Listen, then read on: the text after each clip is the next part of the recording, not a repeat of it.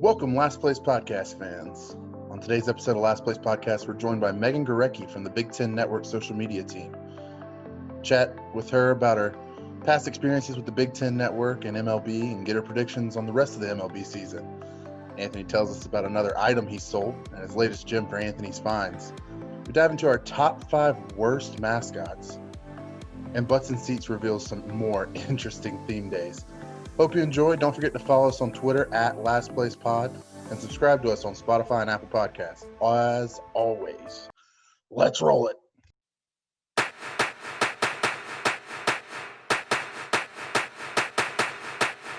Here's the 1-2 pitch to Palmeiro. A ground ball past Jenks up the middle of the infield. Uribe has it. He throws. Out! Out! A White Sox winner and a world championship. Puts it up in the right arm. Puts it upfield. Driving forward. Diving to the goal line. It's a touchdown. And a title. For the Patriots. I can't believe. Here's the front of the plate. He is safe. Brave win. Last Place Podcast Nation, what is going on? It is the 4th episode, the Brett Favre episode, the Nate Robinson episode, of course, the Lou Gehrig episode. Hopefully the Wally Pipp episode doesn't follow this. So we are very excited for today's guest, and we got a lot of things going on in the Last Place Podcast. Couple things. First of all, we want to make sure all of our valued listeners can do their part. Please, if you could please hit that subscribe button. It does a lot for our push of this podcast, for the marketing, and we really appreciate getting the word out. We appreciate everybody who shared our links, shared the podcast to their family and friends. It means a lot to us, and we want to thank you for that. And also, there's another great way that you can support the podcast and promote it yourself. If Tyler, you want to speak more about that? Yes, so we have merch, finally. We have T-shirts on sale now. We have white, we have gray, we have black. Get it while you can. It's selling like hotcakes right now. So hit up our Twitter, DM us, let us know your size, what color you want, your shipping address. We'll get it ordered for you and get you repping some Last Place Podcast gear. And we know we're a fairly small podcast right now, so if you feel more comfortable messaging one of us individually, that is not a problem either. We'll get you set up with a T-shirt, $25, great looking shirt, ribbon on the front, our main logo, and on the back is our illustration logo of a drawing of us three, and it looks really cool. So make sure to check that out. Also available now is our portal through redbubble.com, and that allows you to purchase a lot of different things with our logo on it. Stickers, maybe put it on your laptop, your water bottle, your car. I don't care. Put it on your face. You can buy water bottles. You can buy laptop covers. Coasters, poster for your wall. You name it, they probably got it. I know when I was setting it up, we could have even done shower curtains if we wanted. I decided to decline that. I wasn't sure how many people. Come on now, you got it. We might put it on there. We might terrified. Yeah, maybe if there's a big demand. Let us know if you want a shower curtain. We can certainly get that set up. But that link will be available on our Twitter. It is now actually, and make sure to check it out. And anything bought on there or the T-shirts does support the podcast, so we really appreciate that. So we will go ahead and get into our interview this week. We're very excited to have her, Megan Gorecki, who works on the social media team for Big Ten Network. She helps work with all the different schools and their individual teams for the network, works with the students and some of the full-time staff as well. We had a great discussion with her, not only about her job and some of her past experience with Major League Baseball social media, but also we discussed a little bit about some of the controversy going on in baseball right now. So here it is. Here we go. Welcome to the next interview in the history of the Last Place Podcast. We really appreciate our guest today. We have Megan Gorecki from the Big Ten Network.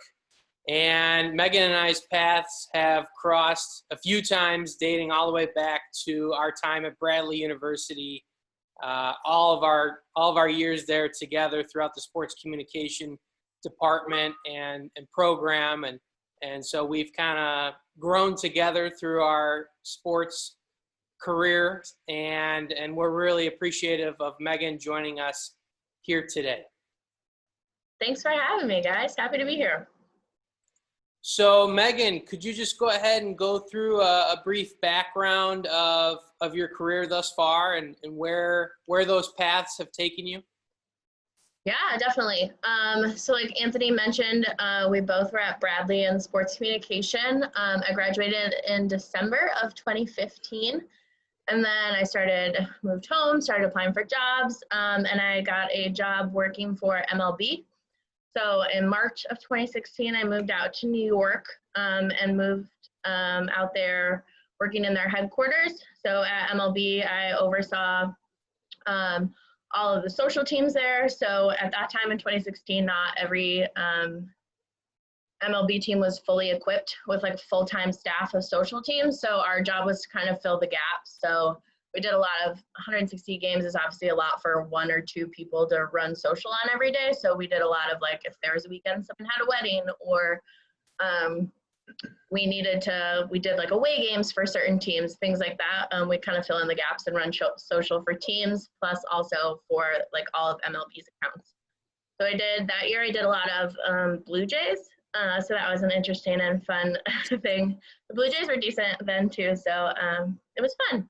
But you always had to learn like 30 different teams, social media accounts. A lot of them gave us like a handbook of like things they wanted their account to look like, what kind of voice, things like that. So it was really interesting to kind of learn how every team operates and how they operate differently. So I did that for the 2016 season. It was a contracted position. And then I went over to the Big Ten Network and I started in a freelance role there. So I was a social media producer there for about a season. And so there I was mostly helping with football and then basketball season as well.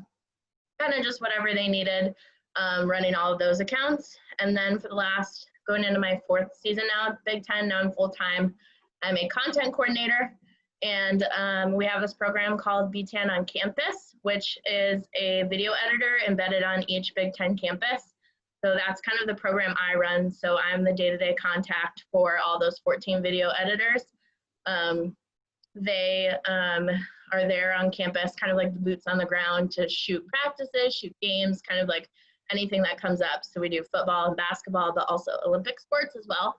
So like women's volleyball and wrestling are really big in the Big Ten.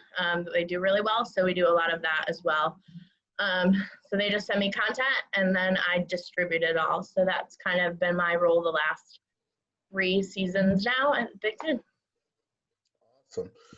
Awesome. So like working with the Big Ten Network and stuff, you've seen a lot of cool venues, a lot of cool moments. What's kind of been your favorite moment or venue that you've been to? Yeah, so I would say so far I haven't gotten to all the Big Ten campuses yet, but I hope to. But I would say going to the Rose Bowl, I think it was 2 years ago now. It was when Ohio State was there. It was Urban's last game as well. It was a really cool moment when that stadium is just like incredibly beautiful. And then on top of that, having like covering all of like Urban's last moments, hailing up the trophy, things like that. Ohio State is a really fun fan base to work for and cover, and everyone's super passionate, sometimes to a fault, but I would say that was probably like the coolest venue to be at, and definitely a moment where you're like sitting in the press box, the sun's setting in Pasadena, and you're like, wow, like life's pretty cool. You can't really beat that. That's the dream. Yeah, sounds sweet. Yeah, so obviously like nowadays, like the world's kind of just like uncertain. So what kind of like new trends do you see coming into social media like in the next year? Yeah, so obviously things look a lot different even in the last 6 months than they did 6 months before that. But I would say I think now more than ever, like student athletes and athletes in general are feeling more empowered. So I think we'll continue to see more like student athlete driven content and like professional players content being driven. Like you've seen a lot of like vlogs from the bubble inside the NBA. And like now student athletes are speaking out more against social injustices and things happening on campus. So I think like that's going to really drive the content because people are excited to see that and they want to know what people are saying and thinking. And I think that like moves the needle the most. So I think we're going to continue to see people being more outspoken and not being afraid to say how they feel. And I think the world really needs those voices right now too. So I think it's going to be an important part of the next 6 to 12 months. Yeah, that's right. Like I know at me and Tyler's, I know at Western Carolina, the football team like led a peaceful protest or something like yesterday. That's awesome. So that's already kind of starting to happen already. Definitely. And I'm in the Big Ten's coalition of the Anti-Race, Anti-Hate Coalition. And there's so many different student athletes from every school that's a part of it, not just football and basketball, but also Olympic sports. So you have lacrosse players and like swimmers and golfers and all these different athletes in there. And they're just so motivated and for change. And we're working really hard on like a voting initiative right now. And so like, it's really cool to see all these student athletes from all these different backgrounds and different sports, like being able to have a voice and they are so passionate about it. And I think it's really gonna lead to some great things. Absolutely. So going back to the Big Ten, I know we all know the forgotten Big Ten school, the kind of stepchild of the Big Ten. Do you have to remind Rutgers fans and students that they're in the Big Ten? Like, I mean, come on, it's Rutgers. So I don't think you have to remind Rutgers fans as much, but I feel like most of the time when I like talk about my work or talk to other people about it, they're like, "Oh yeah, I forgot Rutgers. Oh, I forgot Maryland." Like those are usually the two that people forget the most about, and they're like, "They're on the East Coast. Like that makes no sense." So yeah, it's very interesting. But I'm such an underdog lover now that I'm like rooting for Rutgers secretly for all of this because I'm like, everyone forgets about them, and you want them to do well. But they do well in some sports. But yeah, hopefully on a new path now for football. So we'll see. That's great. So your time with Major League Baseball social media is kind of ironic because that's been something that's been talked about on the national level of Major League Baseball has an issue of trying to reach younger fans and connecting with millennials in what is kind of a slow game. And then there's this whole multimedia deal that they have as well. So you saw it firsthand. So what does baseball need to do to help propel it back to be America's pastime? Totally. So I do think they have done a pretty good job of, in the last 4 years since I've worked there, of continuing to grow the game. I think they're starting to get smarter with their marketing dollars and things like that, but obviously there's still a lot of progress to go. I have a lot of friends that still work there, so they kind of keep me in the loop on what's going on, but it's definitely a structural issue as well. From the top down, I feel like there's a lot of dissonance between the people who are running social media accounts versus kind of who's the big bosses and like telling what can and can't be done. So I think that's a frustrating roadblock for a lot of people.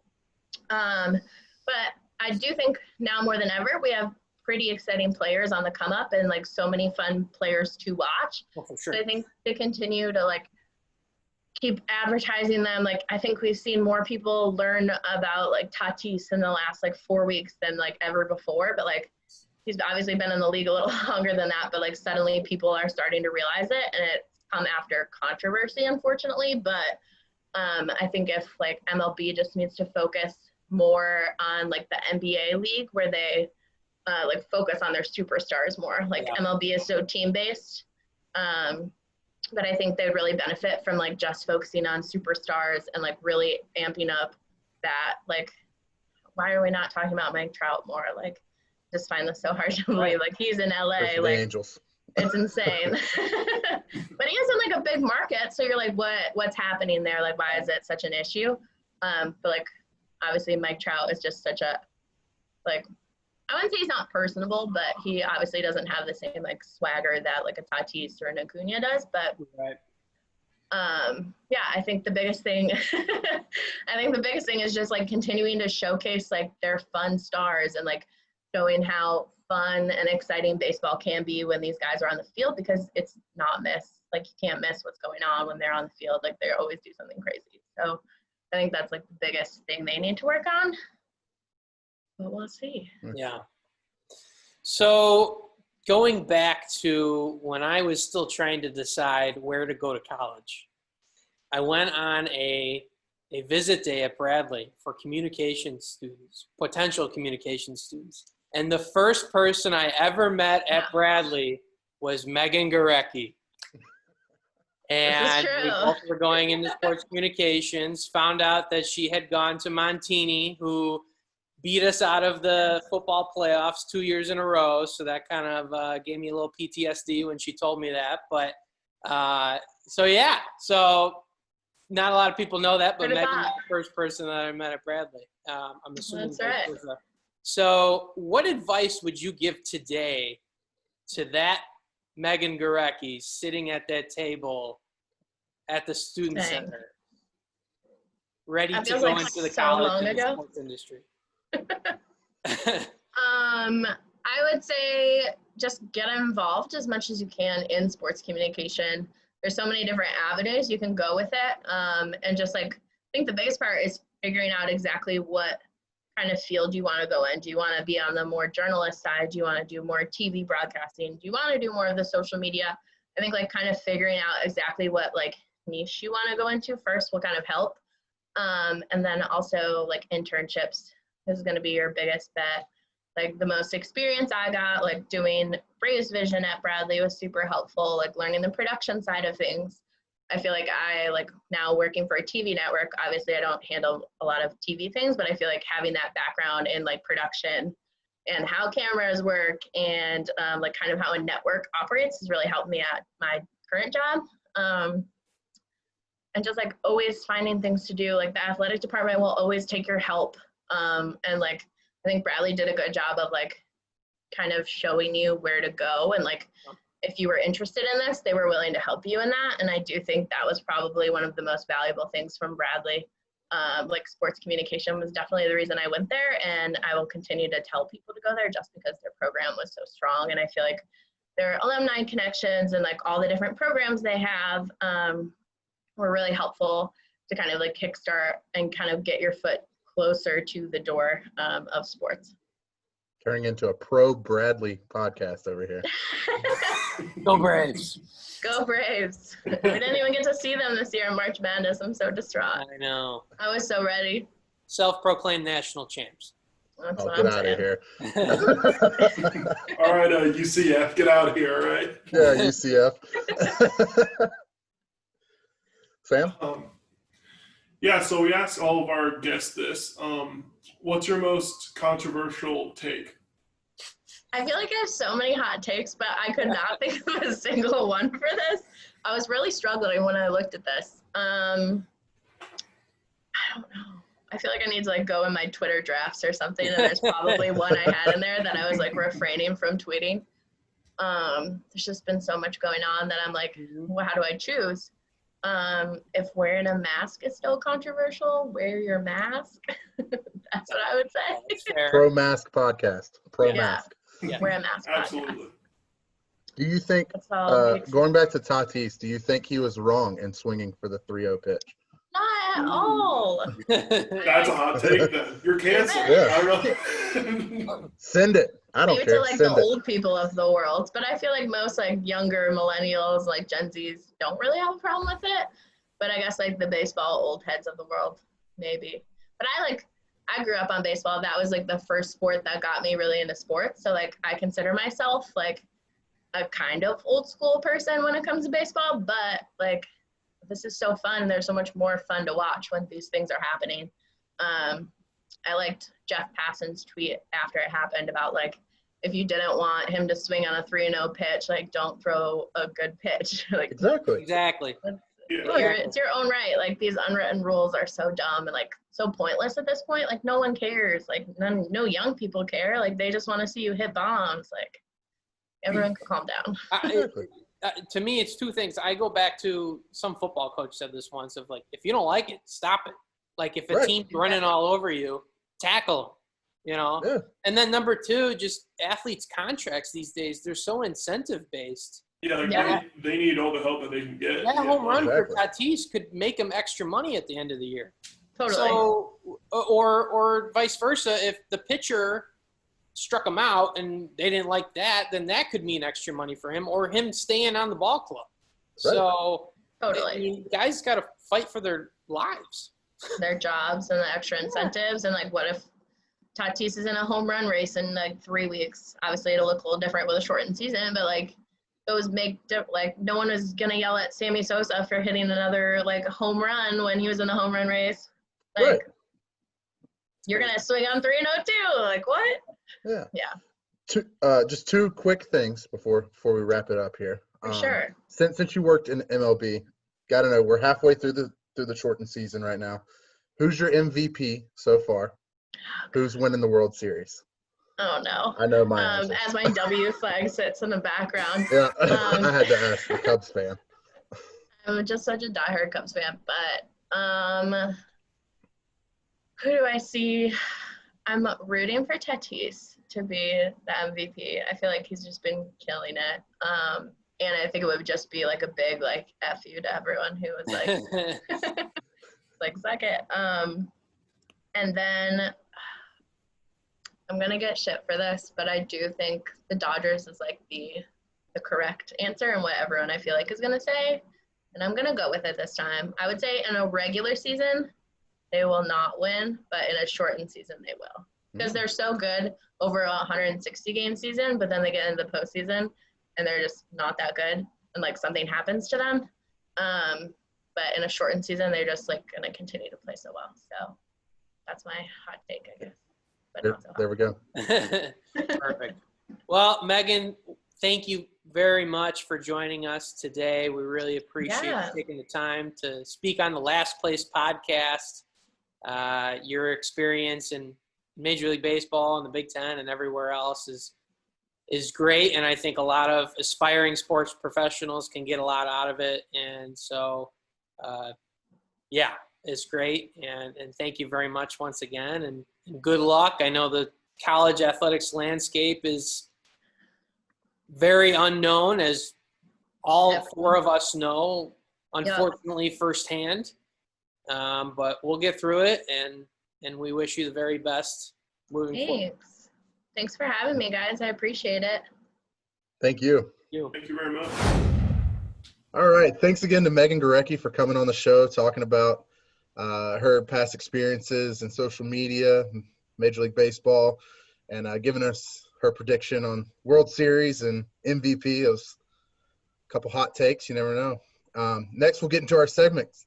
Everybody's favorite eBay segment. Here we go. Anthony, what you got this week for Anthony Spines? All right. This was just the other day, Salvation Army. Ooh, I happened to come across this. Mix it up, not Goodwill. Or as one of my other favorite podcasts says, the store that shall not be named, because they don't like giving Goodwill credit because of them jacking up the prices lately and taking advantage of people. And you don't want Goodwill hands. You don't want Goodwill hand. No, that's so just to describe to the audience, Goodwill hand is after you come out of Goodwill, your hands just kind of, they got like that layer of nasty on it. It's just that Goodwill hand, which nowadays you're gonna hand sanitize right away. But years ago, you'd be kind of walking around the rest of the day like. Years ago, like it wasn't like few months ago. Yeah, well, pretty soon. It's a Goodwill difference. I don't want to hear any slander. All right, so I'll get into it. So this was just the other day, Salvation Army. Happened to come across it. They even left the price tag on there for you. So it's a T-shirt for Cross Vertical. No idea what that is. It's a white T-shirt, okay. But there's an autograph on the top. It is MC Hammer. No way. MC What? Hammer autographed this random T-shirt, and I left the price tag on there for you, $1.99. Oh. Why? I don't know. I don't really know what it could go for. I'm probably just going to put it up for auction.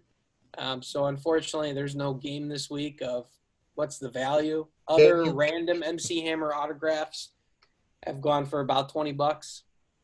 So that was my guess. Ouch. MC Hammer, hot seat. You can touch this. Yeah. There you go. Yes. So that's the find.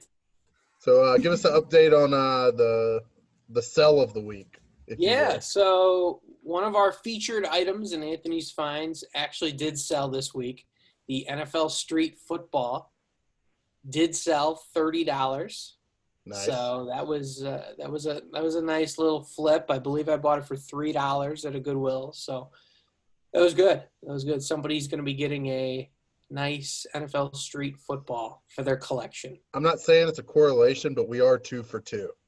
We on are Anthony's Finds selling. Yeah, So that's true. maybe this upcoming week. I need to start bringing The on stuff that AFL won't filters? sell onto the podcast. That'd be great. Like hopefully this sells. MC Hammer. You want to discuss one thing that won't sell? How about that bar of soap you got listed? Hey man, I don't know what's wrong with my Irish soap bar of soap. There's a tongue twister. So yes, I do have a bar of soap listed on my eBay. It is an Irish Spring bar from approximately 80s or 90s. And I have it listed for, what was it, Tyler? $12.99? I think it was like $13. Yeah, $12.99. And I've had a couple people reach out to me and say, what the hell are you doing listing a bar of soap on eBay? There is an affinity for vintage toiletries. What? And a lot of times it's either discontinued scents, flavors, if you will, or brands, or even if let's say Irish Spring changed their formula and people may not like the smell or the way it goes on their skin these days. People like to buy the older discontinued stuff sometimes and they'll pay for it. And I have had a couple watchers actually on that bar of soap. So, but it hasn't sold yet.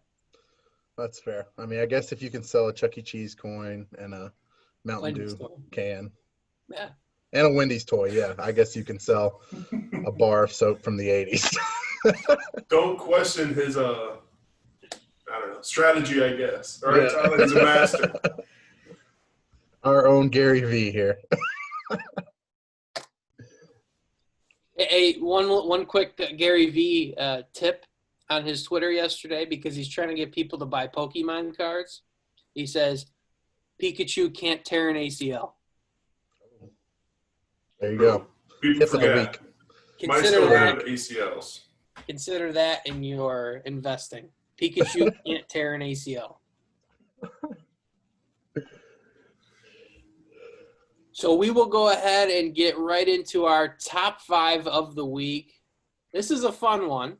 Sam, I'm glad you came up with this. This could get a little spooky, if you will. So we'll go ahead and get right into it. I think it's my turn to go first, right? It is. It I is. think it is. Go for it. Go for it. So it is Yes. the top 5 worst mascots in sports. I guess It's if gonna you be a could fun find one. a mascot outside of sports, that works too. But top 5 worst mascots. Number 5. It's not a great mascot. It has its history, but I'm still putting it on the list. The Stanford Tree. Oh my gosh. I don't even hate that one. I don't It makes really no hate sense, but I don't hate it. I think people hate it because it just makes no sense. Dude, I hate the Stanford tree. Despise it. And cue the comment that it's not actually the school's mascot, it's the marching bands, blah, blah, blah. Okay. All right. Number 4, from Western Kentucky, Big Red. Oh, He's just a red blob. Mhm. Yep. I have that one. Agreed. Number 3 has a little bit of a personal story to it. Reggie Redbird from Illinois State. I was part of the student section at Bradley, and we were cheering at a women's basketball game at Bradley, and Reggie Redbird visited when we were hosting Illinois State. And he came up to me and hit me in the arm. So therefore, Reggie Redbird makes the list, and I just can't. I can't stand. A personal Yeah, personal I can't pick stand there. Reggie Redbird. Number 2, this might be one of your guys' number 1s. The Providence Friar. Oh, no, that's not even on my list, but yes, I agree. Mhm. That Talk was about terrifying. spooky. Oh yeah. Looked like Providence it's Friar. just I like mean, a better scream mask. if that thing was walking down the street, he'd probably get arrested. We'll put it that way. I would hope he gets arrested. I'll say It's that. it's probably on a list somewhere, Yes. if you I will. don't know. We'll leave it at that. Number 1, stupidest looking mascot in sports, in my opinion. Zippy from Akron. Oh, I hate that kangaroo. Oh, the I haven't kangaroo seen from that mask. Akron. Oh, is it a kangaroo? It Yeah, is it's a kangaroo from dumb-looking Akron. kangaroo. Time to toss to the Google. Yep, it's bad. All right. While Sam Googles what frickin' Zippy looks like, Tyler, you're up. Frickin' Zippy. All right. So the Stanford tree was on my list, but thank God I have an honorable mention because Stanford tree barely made the list. Number 5, Billy the Marlin from Miami Marlins. Oh. Not a fan. Not a fan. You know, I got to give Billy the Marlin some credit. That guy's made it through 3 redesigns of their uniform. I'll give him That's credit. true. Still looks horrible. I don't like him. Number 4, and you guys know me, I'm a big Oregon fan, but 2003, they unveiled the Oregon Robo-Duck. If you haven't seen it, he's like a slim, like robot-looking duck. Horrible. People hated it. People booed him. He lasted like 2 games, I think. Oh, he's It was gone? bad. Oh, yeah, he's gone. Oh. He didn't That make it was out of 2003, badass. dude. He didn't Oh, make it out of that's bad. 2003. That looks awesome. Are you kidding me? No. That's bad. Yeah. Why Oh did my that- God. Why Awesome. did that exist? Do you know what the point was? I don't. I haven't done a whole lot of research on Robo-Duck because I hate it so much. Just stick to the classic Oregon Duck. He looks great. He does all kinds of great things. Best mascot in sports, don't at me. I'll leave it there. I'm very pro Robo-Duck. Number 3, the blue blob from Xavier. You Yeah. guys seen this? Looks like a fat Grover from Sesame Street. Horrible. Kind of like Big Red from Western Kentucky. Horrible. Number 2, speaking of Big Red, Lil Red from Nebraska, the inflatable, Oh, I had that one too. creepy looking. Yeah, that's terrifying as well. Dude, Lil Red's come a stud. on. Come Red's a on, stud. man. That's Shout out to my things buddy Sean if he's listening. that nightmares are made out of. Little Red. Oh, And my number 1, Anthony, you may have never even heard of this one. Sam, you may have. The University of North Carolina School of the Arts Fighting Pickle. Yep. The Fighting Pickle. The Fighting Pickle. They have no sport teams either, which makes it even funnier. Let me describe to you what this Fighting Pickle looks like. So obviously, it's a pickle. And he's got like this Antonio Banderas Zorro mask and hat on. He carries no. a paintbrush and a like a little what's the things called with the movies where they like take one Like those action? things? Yeah. He carries one of those and he's got like a piano, I don't know, Like tutu belt thing. around himself Yeah. that says UNCSA. Yeah, it's bad. The Fighting Pickles. And yeah, and they don't have sports. So they just have a random mascot. Oh, that is bad. Yeah. With like the mustache and the little goatee. Oh no. That's not good. So they use it to promote the school and to mainly Yes. promote what majors they have. Yeah, basically. It's not good. Yeah. Talk It about looks earned media. Terrifying. Yeah. All right, Sam. Let's hear yours. All right. So my number 6, I don't know if y'all have ever heard of this one, but it's absolutely terrifying. Your number It is 6. 5. What the hell? Wow. Number 5. We learned how to count on Last Place Podcast. Yep. That was the last week's lesson, and I failed it, so it's on me. So this one, number 5, Speedy the Geoduck from Evergreen State. If you have it, You know it. yeah, it's bad. It belongs on like the Teletubbies. It's terrifying. It looks like a rejected Teletubby. Oh, that's creepy. And we will be posting pictures of all of these mascots, Yes. by the way, so everyone can give their take on it. And then my number 4 is Mr. Okra of Delta State. Yeah, the fighting okra or whatever. Yep. Yeah. Now, what is an okra for our audience? Isn't it like a vegetable? And meat. I don't know. Fried okra is vegetable. delicious. It's a vegetable, Okay. yes. It's a vegetable. Fried Big- okra is big like southern- a southern thing. Yeah. Southern cuisine. It's so I good. wouldn't know. Still, bad choice for a mascot, I'll say it. Number 3, Sammy the Slug, UC Santa Cruz. Okay, yeah. listen. Okay, That's- listen. Props to UC Santa Cruz for keeping banana slugs for so long. That's right. Yeah, good for them. I mean, yeah, their mascot's bad, but good for them. And then my number 2 was also Little Red from Nebraska. There you Yep. go. But I do think Colonel Cobb from Concordia College is also a pretty bad one as well. Who? Colonel Cobb Colonel From- Cobb. from Concordia College is legit just a piece of corn. Oh, sweet. I could admit that is a little corny. Oh. Ah! Oh, shucks. And then my number 1 is a personal one. Purdue Pete. Yeah. Oh, yeah. Yeah, you told me you had a personal rivalry with one of these. Yeah, so I went to a wedding last summer, and the wedding people, the bride and groom, they went to Purdue. So as There every was a woman that went to Purdue. Ooh, shots. So they had Purdue Pete at the wedding, and he kept like kidding and like trying to dance with my girlfriend. So I'm anti-Purdue Pete. Anti-Purdue Pete. Now let's talk about that for a second. People who No. invite their university mascot yeah. to a wedding. Okay, I so I love actually have a story about that. Go When ahead. I did my internship at Elon, I was the Elon Phoenix at a wedding because that should have made my list actually. Elon Phoenix, horrible mascot. It's ugly. I don't like it. Sorry for any Elon fans watching or listening.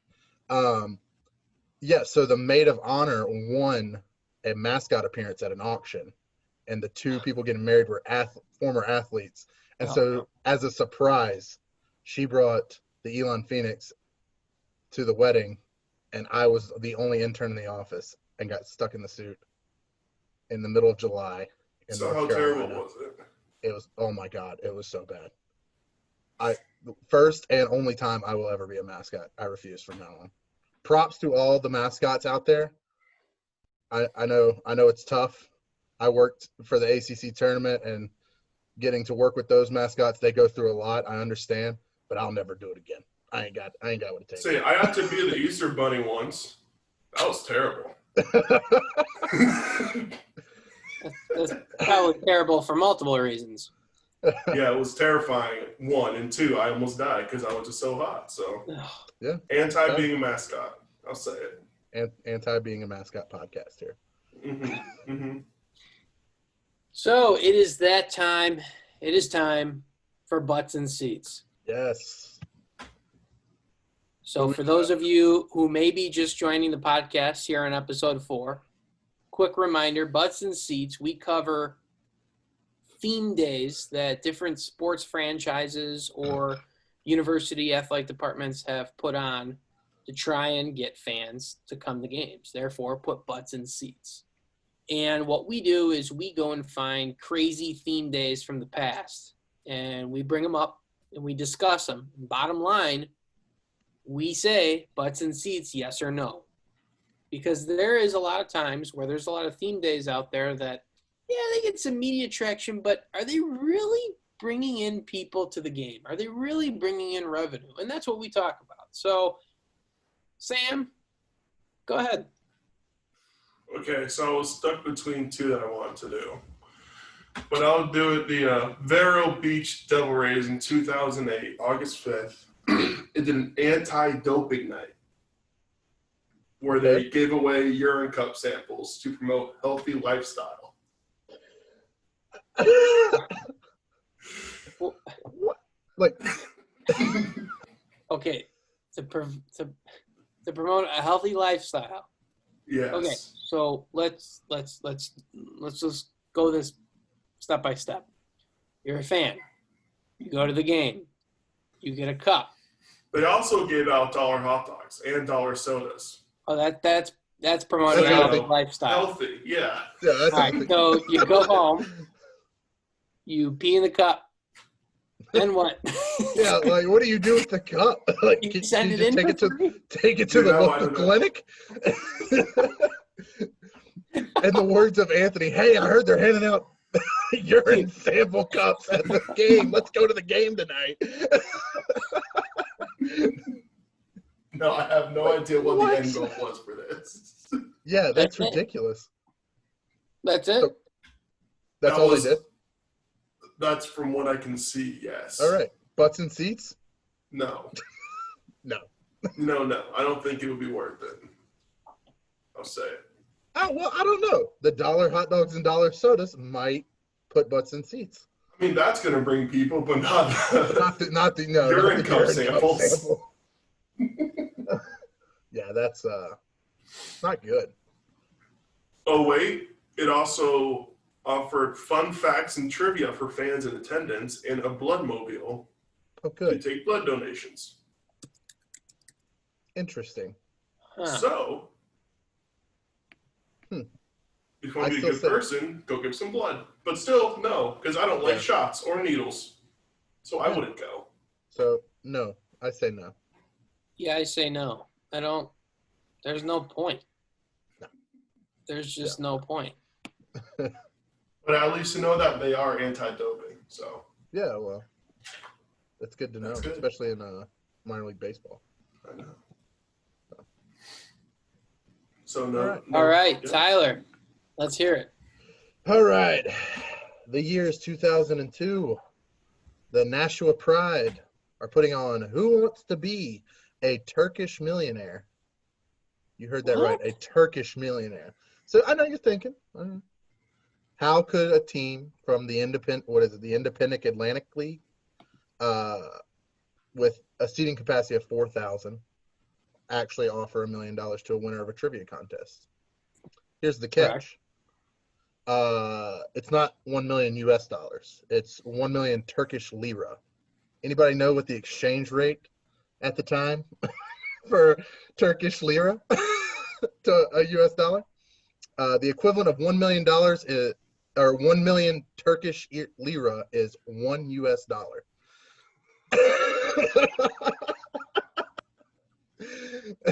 So, That's hysterical. who wants to be a Turkish millionaire? Any butts and seats? Yes or no? I mean, you get $1. How many questions was it? It doesn't say. I would assume I don't know, 5. I mean, at that point, it's probably like 1. Yeah. I mean, I think no. I mean, But it might get did they people's, advertise it? interest Did they advertise it as 1 million Turkish lira? If I'm saying that wrong, I don't know, but Sorry, Turkish community. yeah. Sorry to our Turkish fans out there. No. Hey, I we do enjoy a good Thanksgiving. But yeah, so butts and seats, boys. What do you think? I think it got people talking. I don't know if that converted into tickets. Unfortunately, I think people how do I put this? People may take it the wrong way and say, "Oh, is there is it going to be spoken in Turkish?" Yeah. Like that Yeah. kind of thing. And they is it like questions about Turkey? Right. The country, not the bird. Not Or the the bird, I don't know. Or the poultry, yeah. How do you clean it? Yeah. Yeah. How do you prepare the bird? So yeah, interesting theme night to say the least. Who wants to be a Turkish millionaire? Okay. Yeah, I say I no. say no. I say no Yeah. because of the confusion, unfortunately. Yeah. And a lot of judgmental people, unfortunately, in this country. Yeah, I'm gonna go with a no as well. Okay. Can we So get a mine- yes out of Anthony's theme night? So mine is. So this is the Bowie Bay Sox. Okay. This is 2016. Okay. The Bowie Bay Sox through that year had Orange Wednesdays. So they would wear orange jerseys. Okay. Nothing crazy yet. Wait, is that one of their colors? It's one of their colors, yes. Okay. Orange Wednesday. Okay. So for this particular day, this was June 15th of 2016. Oh boy. Not only was it Orange Wednesday, they called it Ginger Night. Oh. Ginger Night. Oh, boy. And it was also Jennifer Appreciation Celebration. With a featured in their promotional materials, it was a featured photo of Jennifer Aniston. Okay. I'd love to Was tell she you there? that no, she was not He's there. not even a ginger. Yeah. She's not a ginger, No. even though they put it on the same night. And there are unfortunately not many details about this game. Interesting. But it was Ginger Night, Jennifer Appreciation. I have a feeling it was Jennifer's Got In for Free. Yeah. That's definitely a number one. And then they did different promotions relating to Jennifer's, so they probably did a Friends. Do you think Ginger's got in for free? They had to. That's a It was great. Ginger It was Night. Ginger Night. Yeah. Or maybe if you brought went to the grocery store and bought some ginger. I was thinking that too. That'd be hysterical. If you brought that, did you get a free ticket? Maybe that was one of their prizes for one of their in-game promotions. Like an actual piece of ginger. I don't even know what is is it? It's not a vegetable. It's It's like a root, isn't it? root. Yeah, it's a root. Well, it's a spice, like in a Yeah, spice. spice. Yeah. But you can also get root, the root spice, of same ginger. thing. Oh, No. it is a root. Bring a root of ginger to the game, A root. or as Anthony would say, a root. A root. Yeah. Oh, No, it's a boy. root. A root. It's pop. It's bags. Yeah, we'll go on. I think we need to have another segment of things Anthony says wrong. Wow.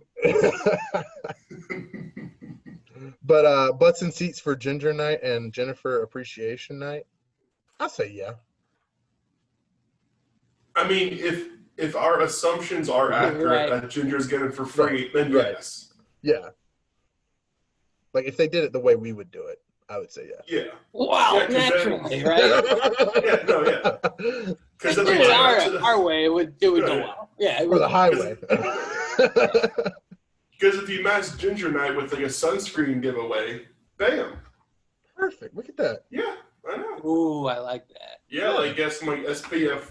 Well, they need SPF 1,000. 1,000. Get some nice sunscreen. Just get SPF 100 and write another 0 on the bottles. Yeah, there it is. There's your great promotion there. I'll say yes, but not much. Yeah. Yeah, I mean, what class is the Bowie Bay Sox? Are they single A, double Then A? they're double A. I'm going to. I mean, so are they getting a lot of attendance anyway? I don't think it's that much of a difference between any other night. No.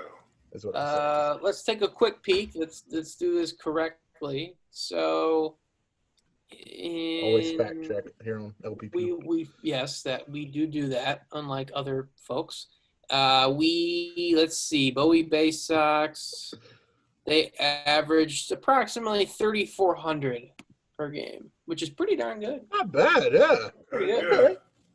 I mean, the Nashville Pride, which was mine, only has a capacity of 4,000. And I imagine they don't average about 3,400. Maybe about 400.